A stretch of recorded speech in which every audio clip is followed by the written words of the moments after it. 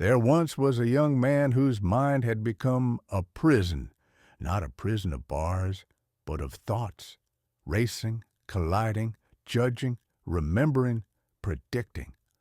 From the moment he woke, his head was filled with noise, regrets from the past, worries about the future, and an endless stream of questions he couldn't silence. He read ancient texts and modern theories, memorized quotes from philosophers, and practiced every method that promised peace. But peace, like a shy animal, always stayed just out of reach. His mind was sharp, but his heart was tired. One day, someone told him of a Zen master who lived far away in the mountains, a man known not for teaching, but for helping others unlearn. The young man traveled for days, his feet aching but his spirit hopeful. When he reached the small wooden hut, the master greeted him with a nod, said no words, and motioned for him to sit. The young man bowed deeply and began, "Master, I've studied all my life.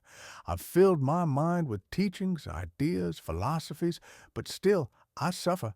My thoughts never stop. I feel heavy, confused, and lost. I want to learn from you." The master listened silently, then brought a teapot and 2 cups. He began pouring tea into the young man's cup. Slowly, steadily, the tea rose to the brim, and then kept going. It overflowed onto the table, dripping onto the young man's hand. "Stop!" the young man shouted.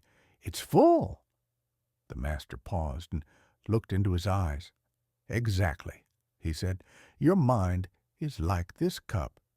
How can I fill it with truth when it's already full of your opinions, fears, and beliefs?" The young man was quiet. No one had ever said that to him before. The master continued, "You don't come seeking truth. You come seeking confirmation of what you already think. You've read so much, but you've never listened. Truly listened.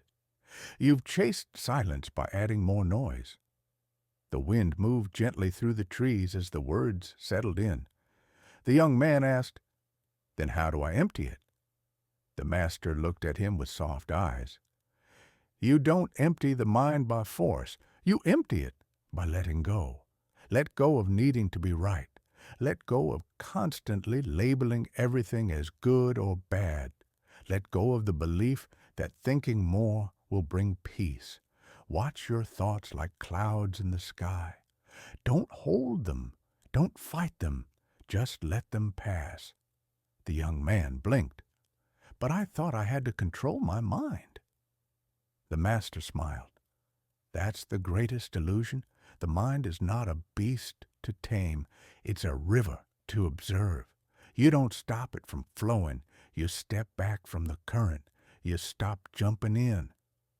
The young man looked down at his hands. He had spent so long trying to conquer his thoughts, wrestle them, organize them, dominate them, and yet they ruled him still. The master poured a fresh cup of tea. "Peace isn't found by adding more," he said.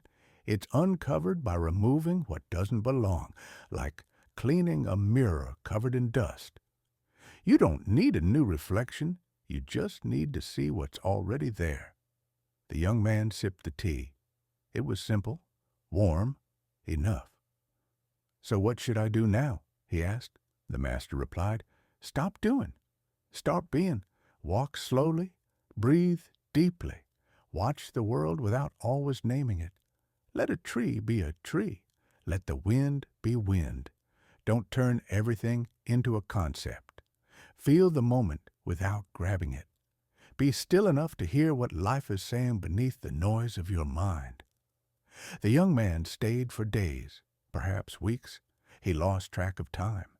There were no lectures, no techniques, just silence, firewood, breathing.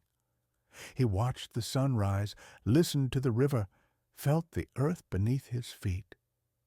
And something inside him softened. He didn't try to understand anymore. He stopped fighting his thoughts. He watched them float by like autumn leaves, no longer something to fix, just something to witness. For the first time in his life, he experienced the space, not empty space, but sacred space, inside him, around him, and in that space he began to feel things he had forgotten: gratitude for his breath, awe for the stars, compassion for his own tired heart. He realized he didn't need more knowledge. He needed less attachment. He didn't need a different life. He needed a different way of seeing. When it was time to leave, he bowed to the Master with tears in his eyes. "Thank you," he said. The Master simply nodded. As the young man walked down the mountain, he noticed the world looked different. Not because the world had changed, but because he had. He saw beauty in the quiet. He saw wisdom in simple things.